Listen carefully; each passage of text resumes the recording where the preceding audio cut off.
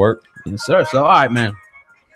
Vlad TV posted an article, and pretty much, it's an old interview from Wendy Williams from 2002, where Nas was going on a rant, pretty much, explaining, going in on Jay-Z and R.Kelly. I'm just gonna play it, and then I'm gonna get your thoughts on the same, man. Here we go. Put up no movies. I said that's not my style. That's not what I'm going to do. Yeah, I could have put up movies, but I could have showed the R.Kelly video that everybody's talking about, made fun of it, and said, yeah, Jay's hanging out. When Jay and them was in there doing basketball boys, you can't tell me Jay didn't see a 14-year-old girl come in the studio and sit on R.Kelly's lap. You can't tell me, you won't sit here and tell me that working on that album that he ain't never seen a 14-year-old girl come in the vicinity. My belief is that anybody who's worked with him and been in his cipher has seen it go down. You've seen it go down. Yeah. I've been around R.Kelly, and I pay for that, brother. I've been on a tour with him. It didn't last too long, but I've been around him. I didn't see no 14-year-old, but I talked to the man, and I've seen there's a little problem there. The brother needs help, and I pay for him. But if I sit there and did an album about women with him, I'm definitely maybe indulgent. He had to be indulgent for 14-year-olds, man. That's what I'm saying. What I'm here for the people, man. I'm here to talk the truth. All right, so this interview is from June, 27, 2002, by way of Wendy Williams' experience, on a radio station there in New York. At the time, Nas going in pretty much saying, like, Jay, like, you was with it, you seen him, you had to see a 14-year-old girl come in there. And he also at the end tries to even throw Jay-Z in there to say that he may even, want to dabble in that type of activity. Sam, man, what do you think about this resurfacing, right now, by way of an Instagram page, but posted by Vlad TV last night? What are your initial thoughts on this? Well, I don't like the fact that we got old shit being stirred up, but this is the day and age where old shit seems to get stirred up. Now we're talking 17 years now when this went on. R.Kelly did some things a long time ago, and like I said, we're bringing that up now, so I guess this is within the context of the conversation in 2019. But it seemed real shady on how it was brought up.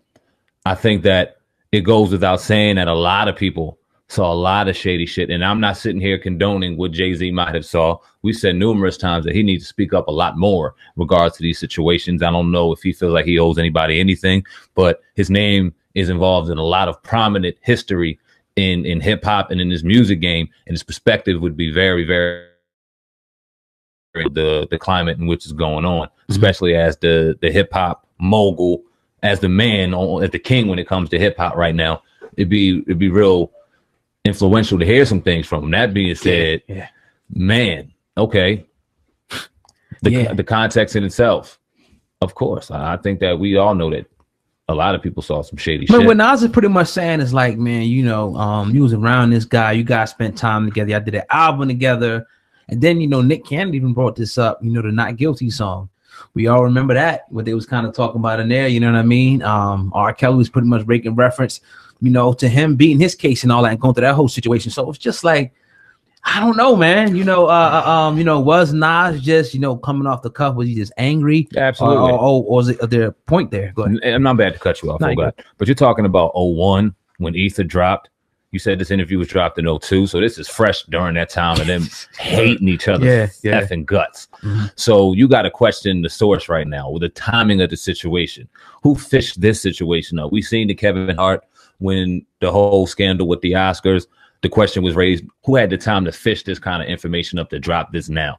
It seems like his timing in particular is very, very on point when it comes to scandals, when it comes to just certain criteria or conversation within the hip hop game or whatever. He might have something in the bag where he can throw it in there and get his name back out there and get views. I mean, Sam, man, are you making excuses for R. Kelly and Jay-Z? How? Was Nas just telling the truth about this whole? Because you in the beginning, we all can admit that a lot of people seen a lot of things, but they kind of just covered it up. That's what Nas is pretty much saying. Like, Jay-Z, you're dirty for us knowing that you probably seen, he said he don't have no proof, but probably you probably seen R. Kelly with some underage women, but you said nothing. Not only did you say anything, you did an album with this dude twice and co-signed this dude. That's what Nas is saying. So regardless of when he came out, it was said. That's not what Nas is saying. Nas said it 17 years ago. I mean, you know, the time of the beef. Is he right? Absolutely, he's right. We ain't just now hearing it. I never heard that. You heard that before? Nah, but that don't mean we ain't seen nothing from 1972. You ain't seen every episode or whatever back in the 90s.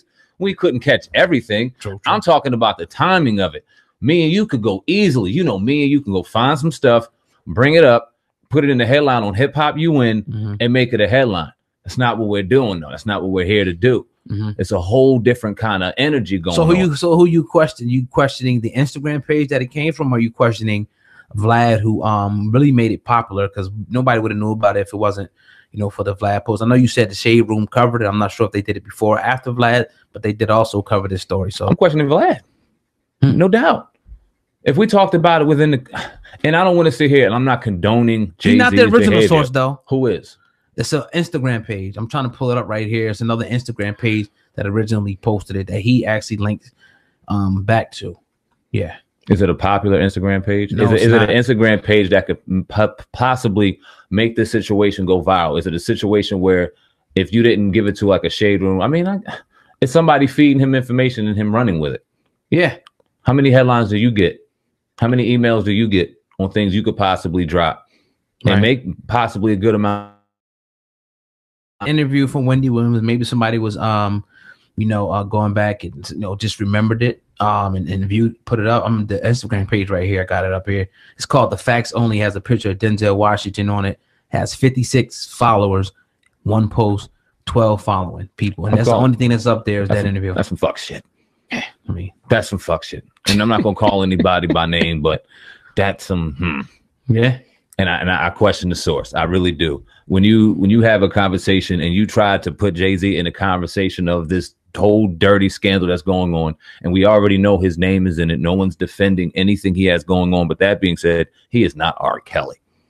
All right. He's not that anything that I've heard of, unless we got something coming in the next 5 to 10 years that we haven't heard about. We have rumored that he is very clean, and we want him to continue that way. We want to see every dude shine out here. Well, we do have a clip. We do have a clip that we shit. posted the other day. This was like the only time that Jay-Z ever spoke, on the R.Kelly situation. So I'll load this up and play this, right now for the people. A couple times, but I don't really want to be like, I know he's getting calls from everywhere. Some people really concerned. Some people just want to be nosy. They want to know what's going on in the guy's life. I don't want to be another person like that. You know what I'm saying? Got love for the dude. If he's guilty, I just hope and pray that he get help. If he's not, I wish everybody, everybody embrace him, and whatever. You know what I'm saying? But I'm not. Our contact is just sparse. Okay. Were you, as a solo artist, were you concerned about that whole ordeal affecting you the next time you came out with this album? I was not concerned for my career, like as far as an artist. I know, I wasn't there. You know what I'm saying? Like, I know that. I ain't have nothing to do with that. So, the alleged incident. You know what I'm saying? So it was just, I was more so the one word and one feeling that I think about when I think about the album is just like blown opportunity. You know what I'm saying? It's just like, when we deal with the album, as far as we was in the process of touring, we was putting together a show, like a 2 hours straight. Like, you do 3 songs, run on stage. I'm gonna do 3 songs, run on stage. We're gonna change the set. Then we gonna come back and do Fiesta together. Then we gonna come do this one. And then, you know what I'm saying? It would have been something real creative, and that's the whole reason why that album came together. Was let's do something creative and new that nobody really done before, is bring these 2 genres of music together and make something really crazy, and they go out on tour and make history. We probably be in Europe right now. Yeah, that's what they would probably have 4 legs on that tour. That would have been a beast.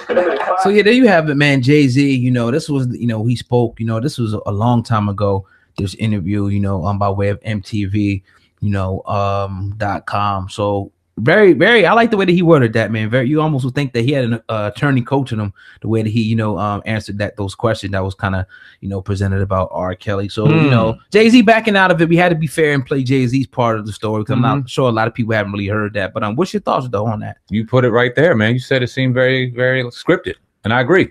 Yeah, it's almost like an attorney wrote it for him, and I agree, because he knew the situation was hot, and we knew that he possibly seen something that wasn't supposed to be seen, and rather than him put his name out there in a negative light, like we know Jay-Z does not like to do, let me get some coaching, let me get some things on this situation, because we know Sway is very thorough about his journalism, and he's going to ask questions that need to be asked. Yeah. And this is why Sway is a legend. And Jay-Z was ready for it. Yeah, he was. And answered it perfectly, because as he was going through it, it didn't seem genuine. He was saying allegedly, he was saying this, he was saying that. Every little, he was looking down a lot too. You could hear it. Like I don't even have to, I didn't sit there and physically watch it. I've seen it before, obviously, but just to be able to hear it, I don't hear any real it's not genuine. So what I say is it was scripted, it was perfectly executed, because he's a wordsmith, he's an orator. He can say a speech, but the feeling wasn't there. Yeah. And which makes me go, yeah, he saw some shit. He's being quiet right now.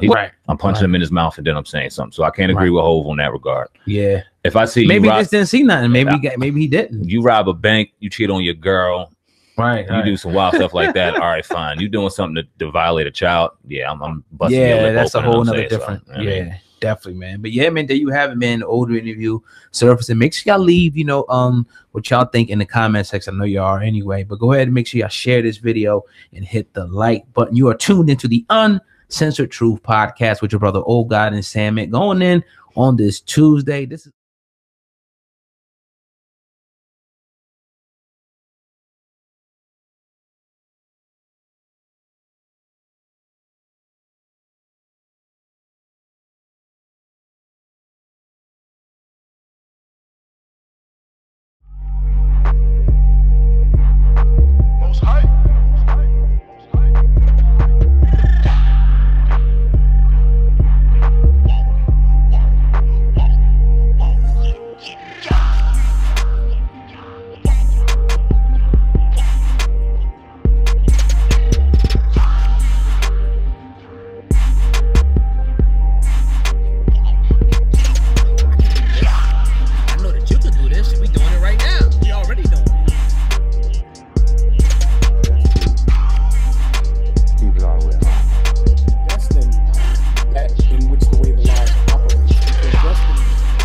take the leap of faith to step out there and trust the fact that these people, us brothers, myself, Oh God, Darren, Kansu, have lived this journey, have been through these experiences, have been through these trials, have learned and have gained success through the formula that we want and wish to provide for you.